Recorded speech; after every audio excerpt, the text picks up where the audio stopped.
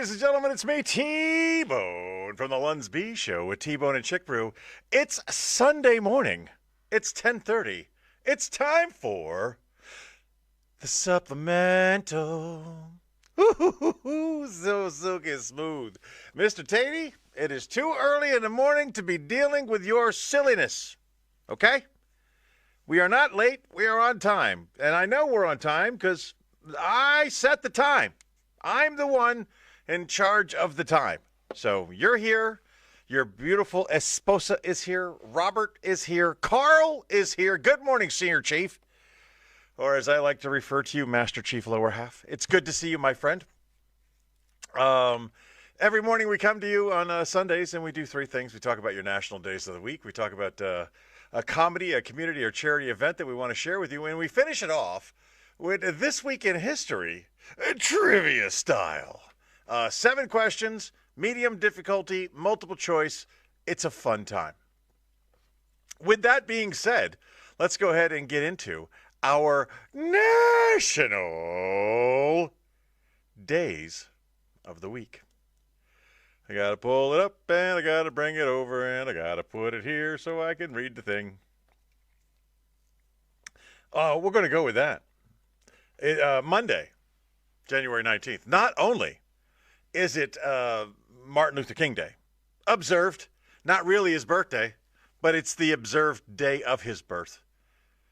And that's not what we're celebrating on Monday, January 19th. No, we're celebrating National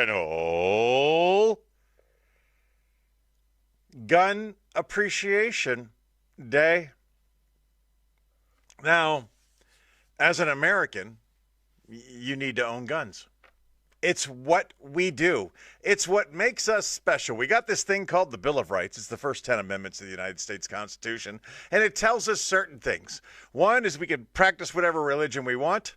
If you want to pray and bow down to kitty cats, you can do that. 2, well, 1, freedom of press, freedom of religion, freedom of speech. 1 covers a lot of things. 2, the right to bear arms shall not be infringed.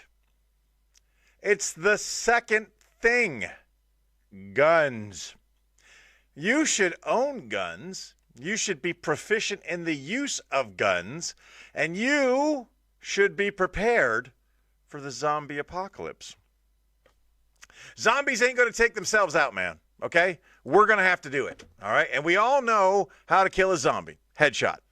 You got to get a headshot. And, you know, if you're not proficient in the use of firearms, headshots aren't your thing. Headshots are difficult, especially when they're wobbling back and forth. You got to lead them a little bit, you know. Take that shot. I have the ability of I have free range guns here in the household. Much like Vice President Vance's mother or grandmother, I think it was his grandmother, there is a gun within reach everywhere in this household because I shouldn't have to go find one. Wherever I am, there is one nearby, and I know where it is. And in the event of a zombie apocalypse, headshot. Headshot for everybody. Double tap. Make sure they go down. I've watched Zombieland. I know the rules. Cardio, check the back seat, and double tap. Think about the zombie apocalypse on Monday, January 19th. National Gun Appreciation Day. To your comments. All right, 2 minutes, Doug and Freshman, we're on, and we're late. Shut up. Good morning, Steve. I got that. Bills got screwed. Yes, they did. Yes, they did, Carl. It's heartbreaking. How can a man be flat on his back on the ground with the ball in his hand, and then they take the ball away from him, and that be considered an interception? That is absolute Barbra Streisand. It is absolute Barbra Streisand. We had a good year, but I say this all the time, no matter who's playing who, if it comes down to the last play, then your team didn't deserve to win. And that's what happened with us. I say this. Josh Allen is a great quarterback, and he's a franchise player, and I love him to death. The Buffalo Bills are my team, and I love them to death. The defense really – I've been saying all year Josh Allen can't do it all by himself. And that the defense needed to step up. And the defense really did step up last night against Denver. The problem is Josh was hurt. Josh wasn't playing his best. And Josh cost us the game. It's nothing bad against him. He's a great player, and I love him to death. But he wasn't having his best game. And I tell you why he wasn't having his best game, because he's injured. And he's playing through the injuries. God bless him for that. You know, that's what a man does. You play through the pain. And NFL, if you're listening, let me just say this. If the whistle blows and they're still hitting the guy with the ball, there needs to be severe penalties for that. Twice in the previous game, Josh got hurt because the whistle blew and people were still hitting him. Forward progress had ended, and they were still hitting him. And I don't care who your team is. I don't care who you support. If your guy is in a vulnerable position and the whistle has blown because there is no more forward progress and you're still allowed to hit him, that's wrong on all levels. I don't care who you root for. It's wrong on all levels. I said that, Roger Goodell. I said that. All right, double tap those damn zombies, Twinkies as well. You kill women and children sometimes. How do you do that? Just don't lead them as much. Yes. No, that's close, but that is the quote I knew you were going for. All right. Moving on. No, we're not doing that. We're not doing that. We can do that.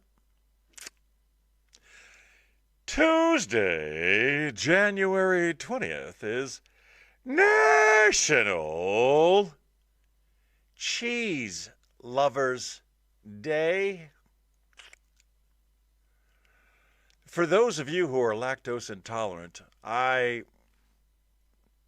my heart goes out to you. I'm so sorry for you.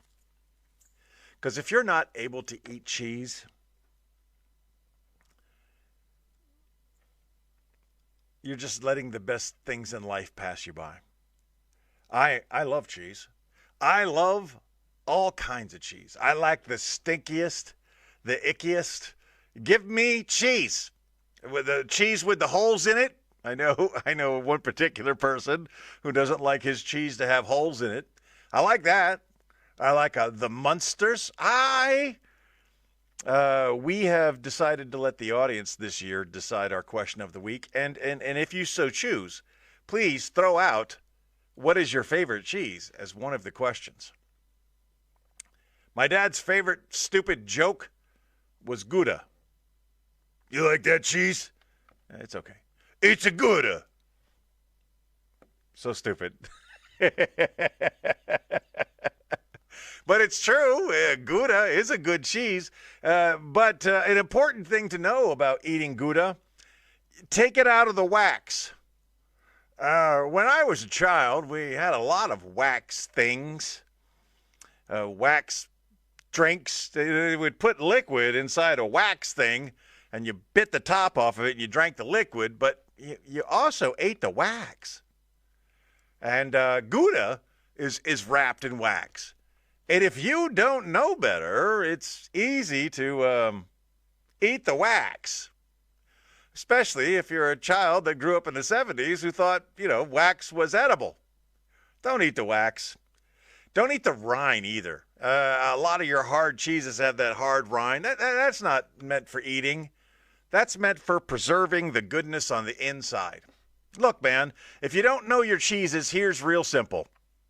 Go and get you some Cracker Barrel.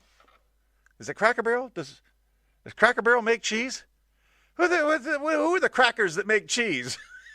You know what I'm talking about. It comes in a little brick, and you slice it and dice it, and sometimes it comes sliced for you. I don't know. All I know is I haven't found a cheese yet that I don't like. I like cheeses. And you can like them, too. especially on Tuesday, January 20th, National Cheese Lovers Day. To your comments. La la la la la. Life is not worth it without cheese. I concur. I agree. And like a little breeze. I love a nice brie, but fresh mozz and extra sharp white cheddar. I love a sharp anything. Literally eating a cheese stick at... You're thinking, well, yes, Cracker Barrel has cheese. Yes. Crackers are the Italians in the mountains. That's the cocks, as the wife likes to call them. The freaking cocks. Okay. All right. I'm going to do this one because I've got a reason to do this. A sip. I'm going to have a quick sip. And if you're watching the edited version of this, you don't see this. The supplemental is provided in full. But National Days of the Week is chopped up. All right, here we go. Wednesday, January 21st, is National Hot Sauce Day. I have a friend who has made hot sauce. He's got his own peppers, and he does his own thing, and he cuts out the seeds. God bless him. And he makes the pulp and the grind and the things, and he puts it all together, and he wears a mask because these are some potent peppers. He's donated. I have 3 donations for my friend Maynard. I got the blueberry kind. Great googa-mooga. Man, that the thing about the whatever the blueberry hot sauce was that he made, I think it was blueberry and Carolina Reapers. I'm going to tell you, I have a lifetime supply. I have a lifetime supply of that particular hot sauce because one dab will do ya. It is remarkably hot. And then he made another one, peaches or apricots, I don't know, but it's a little bit more milder, and I don't have a lifetime supply of that because I put many sprinkles on my salad. Yes, I put hot sauce on my salad. Because a lot less calories than salad dressings. What else do they call salad dressings? What are the thing that you put on salad? Salad dressing sounds right. What's the other thing that those are called? Anyway, a couple of splashes of hot sauce saves you a whole bunch of calories in the salad department and gives you a nice little spicy do. I haven't checked over here. I need to check this real quick. Okay. I think it's still going. So yeah. And then there was another one that I got that I leave in the office. No, not vinaigrette. That's not the word I'm looking for. Salad dressing, salad something. And then there's another one. It's kind of it's almost spoonable. It's that good. But it's very hot. So whether you buy your hot sauce commercially, and let's be clear, sriracha is not hot sauce. Sriracha doesn't even come close. Tabasco, that's a hot sauce. You know why? You can tell. It says it right on the label. It's hot sauce. But you got to go from Tabasco up. And sriracha doesn't even equal Tabasco. Sriracha is like ketchup with some pepper in it. It's not, I don't know what the big salad seasoning, salad dressing. I don't feel like that's the word I'm looking for. It's a bottle of stuff that you put on top of a salad. I can't remember what the name of it is, or the name I'm looking for, or the word I'm looking for. Anyway, I appreciate everybody coming along and trying to pop in. Along with what is your favorite cheese, another great question for this new season of the LUNSB Show would be, what is your favorite hot sauce? And there are, it's a good question for the listeners because the scale, people like mild and people like really spicy, and there's a whole bunch of in between. So it's a curious question that we may ask our listeners in the future on the LUNSB Show. But we're thinking about now, on January 21st, National Hot Sauce Day. I like salad sauce. That's funny. Salad seasoning, salad dressing.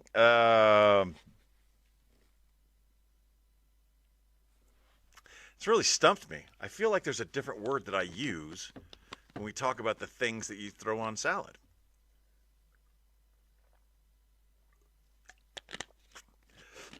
But I can't think of what it is. And I'm not spending any more time on it. Freaking. All right. Well, the other three options are all a bust, so we're going to go with this instead. Just a real quick check.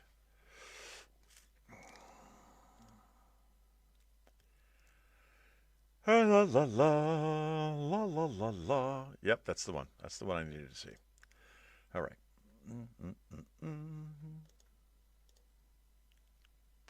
Accoutrement. Thursday, January 22nd, is National Blonde Brownie Day. I need to ask my partner about this because I'm going to need a definition. I know what brownies are, and I know what blondes are. Both things I like to eat. I don't know what a blonde brownie is. I would imagine it's a brownie that's not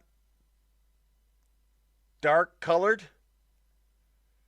A light colored brownie? I don't know. I don't know how to appreciate blonde brownies when I don't know what a blonde brownie is. It must be a lighter version of a brownie. Does a blonde brownie have walnuts in it? Does a blonde brownie have nuts in it? I don't know. I like nuts in my brownies. It's so stupid. I do. I think nuts belong in brownies. In my brain, I have to differentiate between a brownie and fudge. I'm not a fan of fudge. I do like brownies, but I don't eat brownies or fudge regularly enough to know the differences, the nuances of the shades, of the hues of the brownies. I'm going to get more educated about it on Thursday, January 22nd. National Blonde Brownie Day. To your comments, and I saw quite a few popping up. Brownie with yellow batter in it, ? Love sign. A blonde brownie is too young for the Boy Scouts. Funny. TMI on what you like to eat. I believe a blonde brownie, is a vanilla look. It's a brownie that doesn't get your jokes. Funny, Jeremy. Very funny. Yeah, it was Jeremy. Not a fan of different textures. Okay.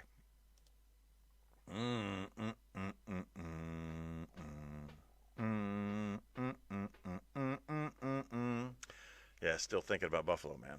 God, it sucks so bad. I hate it, man.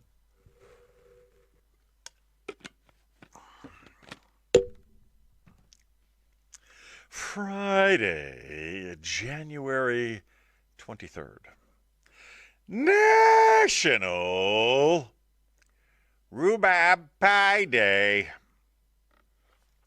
Now, I think it's fair to say like 98% of Americans have never eaten rhubarb. And 98.9% of Americans have never had rhubarb pie. Now, rhubarb is a beautiful vegetable that grows out of the earth with a fantastic color on it. It's amazing. I've never been sure of what part of the rhubarb you're allowed to eat. There's a part of the rhubarb that if you eat it, you will die. And there's another part of the rhubarb that if you eat it is tasty and delicious. So much like a blowfish, have a professional chop up your rhubarb. I think, the old adage, if it's red, you're dead. This was before they realized you could eat tomatoes. There was a time when tomatoes were considered dangerous and deadly and nobody ate them. Foolish, foolish humans. You're just letting the best things in life pass you by. We have said many, many times on this show, everything that we eat was eaten by someone for the first time. Everything every human has ever eaten, once upon a time, there was the first guy. And for years, for whatever reason, because it was bright and red, they thought tomatoes were deadly and dangerous. And they wouldn't eat them. And then they said, hey, Joey, try one of these things over here.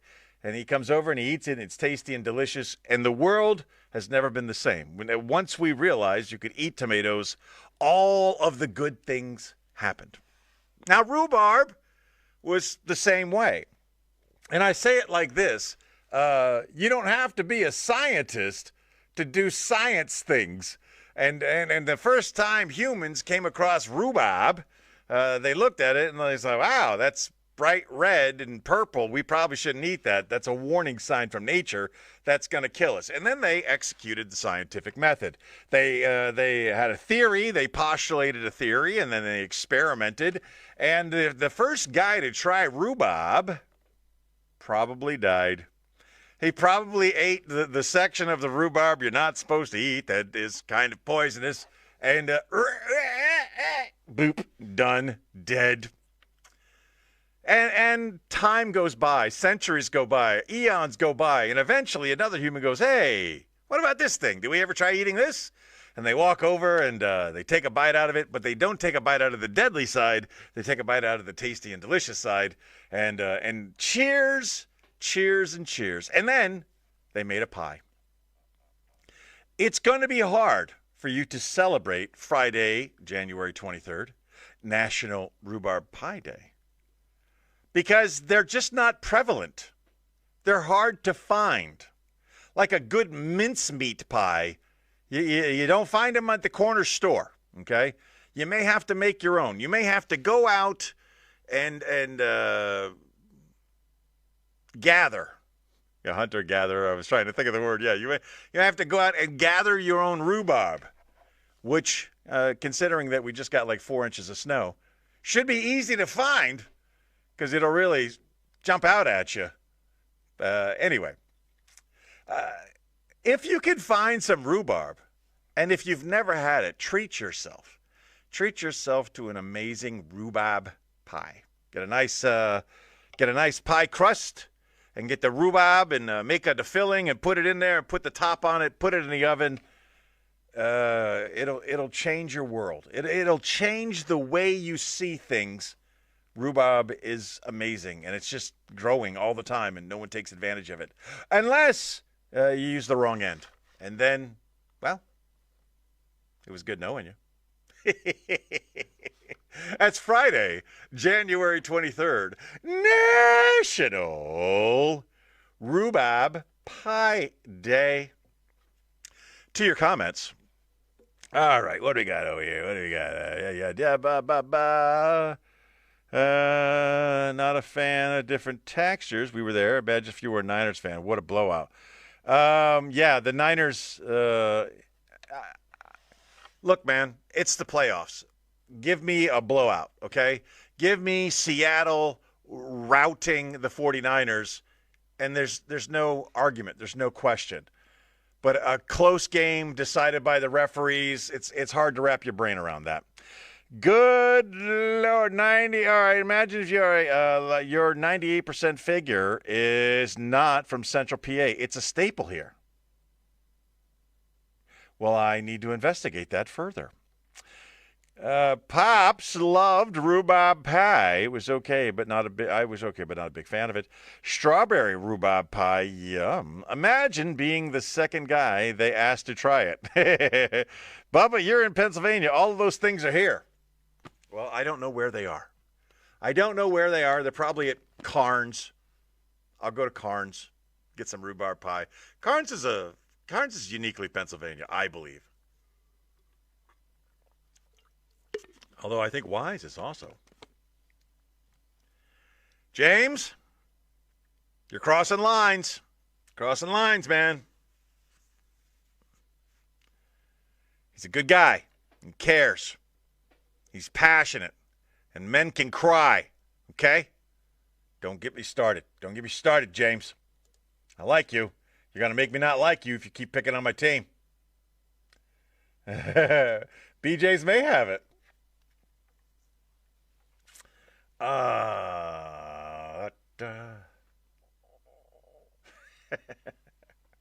No, because it's on a bad day of the week. We're not going to do that one. We'll do this one instead. Saturday, January 24th is National Peanut Butter Day. George Washington Carver, right? Isn't he the guy that invented peanut butter?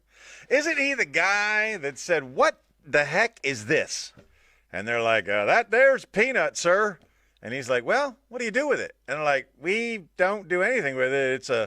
It's a weed that has taken over the field, and it's very invasive, and we're trying to get rid of it." He goes, "You ever thought of trying to make something out of it?" And he's like, "I don't know what we could do with it." He goes, "Why don't we start with just smashing it and smash it down into a nice smooth cream? Let's try that." George Washington Carver, food genius. I think he invented a bunch of other stuff. And I'm not really sure if he's the guy that invented peanut butter, but I believe he is. I could tell you this. There is a way to make a peanut butter sandwich, and there's a way not to make a peanut butter sandwich. There's the man way. You make a peanut butter sandwich like a man. And there's the other way. Not necessarily women, just non-men. Okay? Here's a peanut butter sandwich made by a man. You get a slice of bread, preferably Wonder Bread. You know why? Because Wonder Bread is amazing. It's wonderful, right? It's the best bread in the sliced white bread variety. You get a piece of Wonder Bread, and you get you some peanut butter. Now, whether you like chunky or whether you like smooth does not matter. What matters is the quantity. The quantity of peanut butter on your peanut butter and jelly sandwich should be equal to or greater than the slice of bread. So when you put a layer of peanut butter on top of a layer of Wonder Bread, the depth of the peanut butter should be greater than, equal to or greater than a single slice of bread. And then you put some jelly, maybe some jam, a light preserve, if you will. Do they make a rhubarb jelly? Oh, God, that sounds amazing. We should make that. We would be rich. But whatever you put, whatever sweetness you put on top of the peanut butter it's very light. It's a sweet, soft dusting. It's a very light touch of a jellied substance. Grape, strawberry, raspberry, rhubarb, whatever it is, it's very, very light. Very like a sheen of a sweetness on top of a glob of peanut butter on top of Wonder Bread. Boom, another piece of Wonder Bread. Done. That's the sandwich. That's how a man makes a peanut butter sandwich. If you don't follow those rules, you are not a man. Now, it's okay not to be a man. And it's okay to make non-man-like peanut butter and jelly sandwiches. But if you're not a man, and you're making a peanut butter and jelly sandwich for a man, these are the rules. Wonder Bread, equal to or greater than slight Wonder Bread. And that's what it is. Test it for yourself on Saturday, January 24th, National Peanut Butter Day. And now to a flurry of comments that came in. All right, okay. Give me a BJ's may have it. Stop the presses. Today is Rupert Day. Oh, Chick Brews decided to pop in. Robert is a fan of the creamy, the most important day of the year, Rupert Day. España in the house. Rupert Day is now a holiday. My anaconda don't want none. Officially the song of the LUNSB Show. That's very funny. Less peanuts, more Rupert. Oh, my God, with the Rupert. Will you stop? Peanut butter jelly, Josh Allen, PB and bitch. Okay, last one. Sorry, I had to. It's actually kind of funny. I don't like you at all, but it's still funny. Oh, yeah, Uncrustables are fantastic. Yeah, it is amazing. Oh, or be lazy and get Uncrustables. Use enough that would kill someone with a slight nut allergy. The NFL released some statistics earlier this year about the amount of Uncrustables that the players eat, and it's an ungodly amount. And I think like the Denver Broncos eat the most Uncrustables out of all of the teams. Maybe the Bills should have followed their diet. Anything. God, I hate that the season's over. It just sucks so bad. All right. Let's do this. Sunday, January 25th, is National Florida Day. Now, I don't know. We've never come across a state having its own day before. But if any state deserves a date, I agree with Florida. I was a New Yorker, and then I transferred my allegiance to become a Floridian, and now I live in Pennsylvania. I have not yet accepted the moniker of a Pennsylvanian. This is where I live, and it's probably where I'll die. But, you know, I still got a lot of New York in me, and I still got a lot of Florida in me, and I just don't know if I want to be a Pennsylvanian. I love living here. And I love the house and the weather and the snow and the seasons and the wildlife. Man, I love this place. And the dead body parts reselling market that exists here, and apparently rhubarb and whoopie pies. I love Pennsylvania. But I also love Florida. And I love New York. And I don't want to be. I don't want to be Pennsylvania, even though these are my people. These girth-enhanced people make me feel welcomed and lived in. But let's get back to Florida, a state with its own ecosystem. It's got everything. You know, in the north, all the houses in North Florida have fireplaces in them. You know why? Because it gets cold in North Florida. You don't realize it because the state is so long, but the north part of Florida, they have fireplaces and winter, and sometimes snow. But once you get down to the I-4 corridor, you don't get any snow past I-4. You really don't get any. I don't think Daytona's ever seen a day of snow.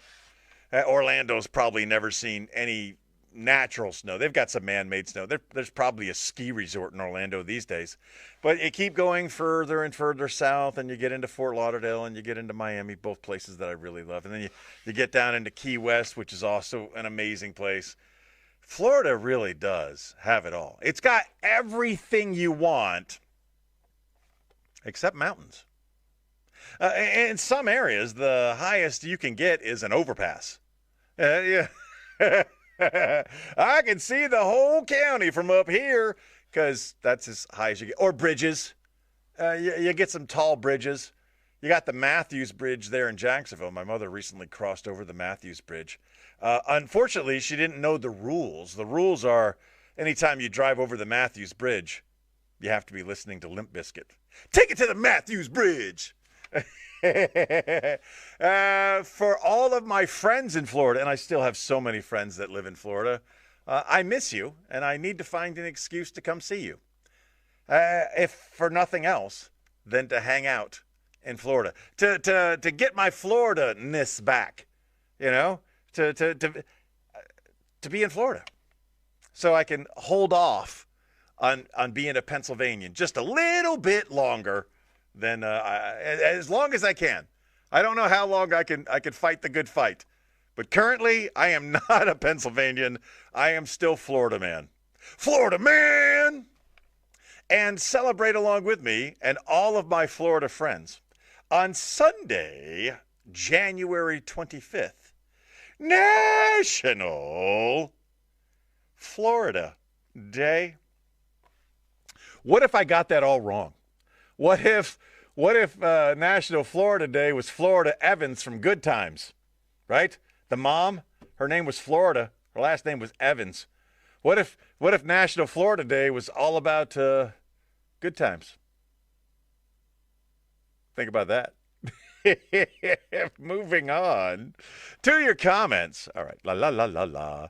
January 23rd, 1989, light dusting of snow in Daytona. Strange. I did not know that. Crustable, strawberry. What time of PB&J? Shut up.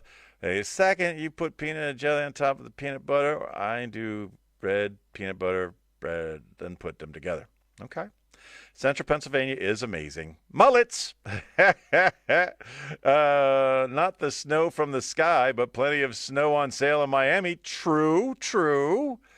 And Florida is the trailer park of America. Shut up. You shut up. Moving on to your Come-Come-Char community, comedy, or charity note. This is probably the final, this is the final reminder. This Wednesday, the 21st of January, we're going to be out there at the Texas Roadhouse between the hours of 3 and 10 p.m. at the Texas Roadhouse. And what are we going to be doing there? Well, we're just going to be, what are we going to be doing there? Well, I'll tell you what we're going to be doing there. We're going to be eating Texas Roadhouse food. And we're going to be running up the bill and doing good things. Why? Because 10% of that bill is going to go to the East Pennsboro Fire Police. If you have won a gift certificate while tuning into the LUNSB Show, maybe during the Tibbs Eve special, we were giving those out. If you've won one of those, come on out and multiply your benefits by coming to the Texas Roadhouse. So Texas Roadhouse, they're in Camp Hill, from 3 to 10 on the 21st of January. If you mention the East Pennsboro Fire Police, 10% of your bill is going to go towards them as a fundraiser. So be sure to go and eat the amazing bread and get you some food and get you some desserts and run up your bill so that 10% of that money goes towards the East Pennsboro Fire Police. These are volunteers who volunteer their time and effort to help keep the community safe. In the event of an emergency, they're conducting traffic control, and they're hardworking people, and they donate their time, and the things that they do sometimes require money, and this is how they do it. They do it through one of the best fundraisers I've ever seen. They sell gift cards for the Texas Roadhouse, and then they have a special day at the Texas Roadhouse where they raise money. It is the 21st. We will probably be there, I would imagine, around 5-ish, maybe 5:30-ish. So if you want to say hi to me in the wild, check me out at the Texas Roadhouse around 5:30. Stop by, say hello. And let's get a picture together. How about that? We'll do that. Texas Roadhouse, January 21st, between 3 and 10. Mention the East Pennsboro Fire Police. 10% of your bill goes to their fundraiser. Hardworking men and women of the East Pennsboro Fire Police, they need a little bit of money, and this is one of the ways they raise money, and we're there to support them. And this has been your come char comedy, community, or charity note. Hello, Mother. I see you. Mother, tell your children not to walk my way. All right, now let's get into the fan favorite portion of the show. The fan favorite portion of the show is This Week in History, trivia style. 7 questions based on this week in history, all of them set to medium difficulty, all of them multiple choice. I know there's a time delay, so I'll give you an opportunity to answer. If you know the answer, just spout it out. If you need to wait for the multiple choice answers, I'll give those to you. I don't know the answers. We will find them out together at the end. Question number 1. On January 11th, 1908, which U.S. president designated the Grand Canyon as a national monument? January 11th, 1908, which U.S. president designated the Grand Canyon as a national monument?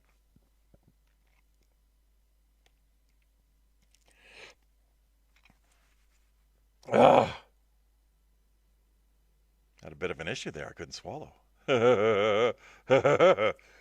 Was it William Howard Taft? I don't know why they decided to throw in the Howard.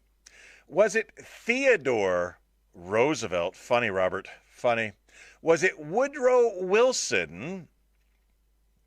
Or was it Grover Cleveland? I got some answers popping in. I got a Roosevelt. I got a Joe Biden. I got another Roosevelt. The Biden was funny. I am popping over just to check on the old talk of ticks there to see if Mother has an answer.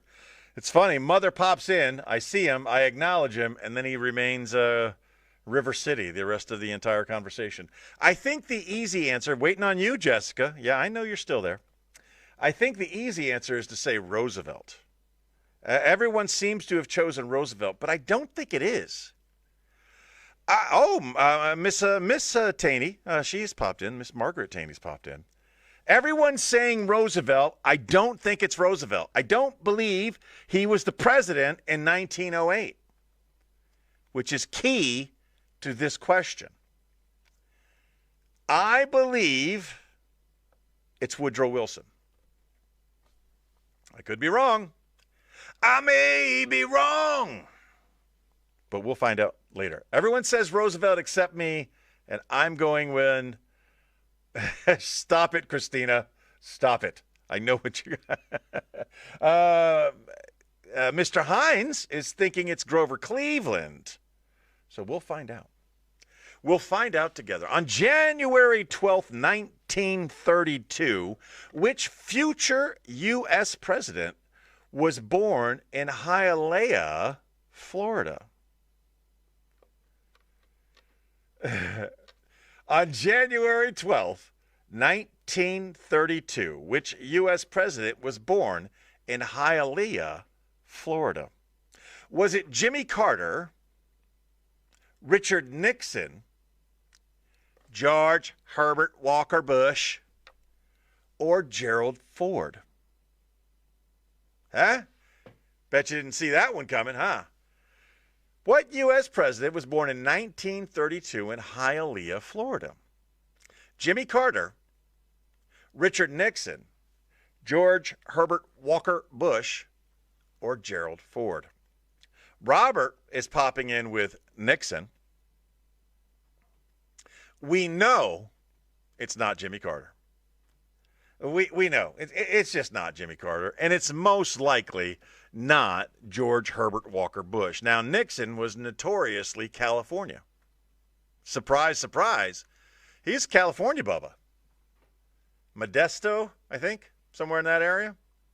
I'll go Nixon, seems the most Florida, so saith James. Jeremy goes with Bush. It could be Bush. You know, his family got around a little bit. Jessica's going with Nixon. I'm going to go with the only adopted person ever to be president of the United States, who, by the way, was never elected to be president of the United States.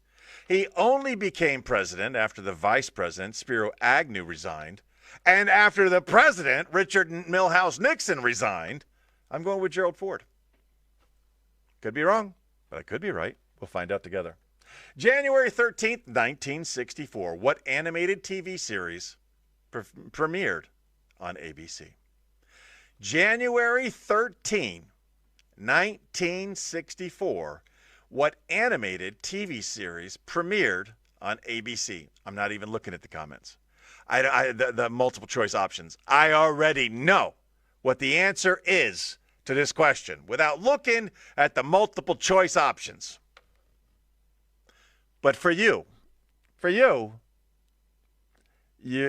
dabba doo, I'm going to read you what the multiple choice options are. James pops in with the Flintstones. Strangely enough, the first option in the multiple choice option categories, the Flintstones, Scooby-Doo, Johnny Quest, or the Jetsons. 1964. 64, back when they were smoking cigarettes there, Bonnie. Yes, there were TVs in 1964. Robert pops in with Scooby-Doo. James pops in with the Flintstones. Waiting to see the rest of your answers before we move on to question number 4. Jessica pops in with the Flintstones. And in case there's any question, obviously my answer is also the Flintstones. Bonnie. Jeremy does not have an answer in yet. Margaret goes with none. Margaret, I'm curious. Do you go by Peggy? I've always found that the strangest of nicknames. Roberts are Bobs, Richards are Dicks, and I know Margaret's to be Peggy's. Do you go by Peggy? I'm curious. Jeremy pops in with the Flintstones. Moving on, question number 4. Johnny Quest was a hilarious show. They just need to make like they used to. They don't make them like they used to. On January 14th, 1953, which actor first appeared as James Bond in film? January 14th, 1953, which actor appeared as James Bond in film? You got the two names that you can immediately recognize, Sean Connery, Roger Moore, and then two names I have no idea who they are. Barry Nelson, George Lazenby. Robert's going with Sean Connery, which I think is the right answer. James is going with Sean Connery. I'm going to give you a bonus question. Who was the worst James Bond? The worst. Jessica, Sean Connery. James, Shane Connery. Robert, Sean Connery. T-Bone, Sean Connery. We're all saying, oh, you guys were alive for this stuff. Doesn't seem fair. No, Jeremy. I was alive for this stuff. I don't think anybody other than maybe Margaret is the same age. So that's not true. It's Sean Connery. Oh, you're going to go with George Lazenby, Jeremy? Okay. I hope you Googled that because I don't know who that is, nor do I care. And Timothy Dalton is when I asked the bonus question, who was the worst James Bond, Timothy Dalton popped up. Pierce Brosnan is who I'm thinking. I'm pretty sure they did a Pierce Brosnan, James Bond, one movie. And he was absolutely the worst. Or it could be Timothy Dalton. It doesn't matter. The episode is when they seize the Rock of Gibraltar in the daytime. Now, I have climbed the Rock of Gibraltar many times. And skydiving in and going down is definitely the easiest way of doing it. But during the daytime, Probably not very good. All right. GoldenEye. All right. Okay. We got some comments over there. Blah, blah, blah, blah. Nobody else wants to pipe in on who was the worst. Roger Moore was good. He was good, but he wasn't Sean Connery. Sean Connery was the best. You've got to have a Scottish man pretending to be a Cockney man. On January, question number 5. On January 15th, 2001, were you alive then, Jeremy? January 15th, 2001, which online encyclopedia officially launched? Not looking at the multiple choice options, because I don't know of another online encyclopedia other than the one we're all thinking about. A wiki, bear. A wiki, bear. Was it Britannica Online, which they should have done? Britannica should have gotten online before all of the other things. They were in the business of encyclopedias. They should have gotten ahead of that. They did not. So the multiple choice options are Britannica Online, Encarta, that was a real thing, Wikipedia, or Google Books. Quickly, I've got a bunch of answers coming in for Wikipedia. Oh, wiki. Bear. Bracers.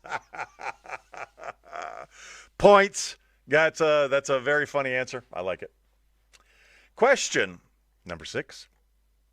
On January 16th, 1920, which constitutional amendment went into effect in the United States?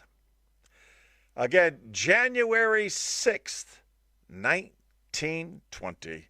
Which constitutional amendment went into effect in the United States? It was the best of times. It was the worst of times. And this was the worst of times, man. I believe I know the answer. Here are your multiple choice options. The 17th Amendment, the 18th Amendment, the 19th Amendment, or the 21st Amendment. January 16th, 1920, which constitutional amendment went into effect in the United States? Robert answers with prohibition, which is not one of the options. You have to know the number. Was it 17, 18, 19, or 21?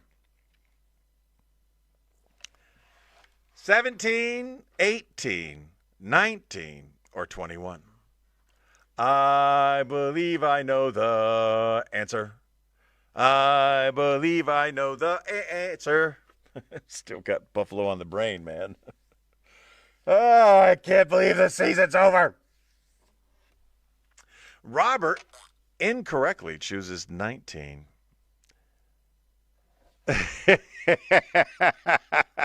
That's very funny. James incorrectly chooses 19. I believe. I don't know yet. I believe he is incorrectly chooses 19. Waiting on Jeremy and Jessica to get their answers in. I'm going to tell you ahead of time. My answer, 18. The 18th Amendment was prohibition. Remember, we had to get sober before we gave women the right to vote. And then immediately realizing what we had done, we had to start getting drunk again and repealed the 18th Amendment. Important things to know.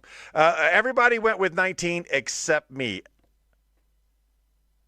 Pegan, which was shortened to Peggy. Okay. Look at that. I was right. Her Irish relatives called her Peggy. And she's over here still spelling Rupert. January, final question of the week. January 17th, 1994. Which U.S. city was struck by a major earthquake? January 17th, 1994. What major U.S. city was struck by an earthquake? Was it San Francisco, Seattle, Los Angeles, or Vagina Whale? A whale's vagina, San Diego. Which in Spanish means whale's vagina. Yeah.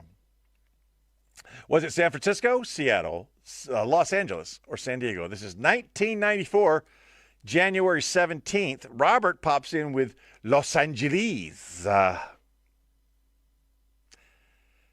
James pops in with Francisco of the San. And here's a little bit more memorable. There was a baseball game going on in Candle Park Stadium at the time of the earthquake.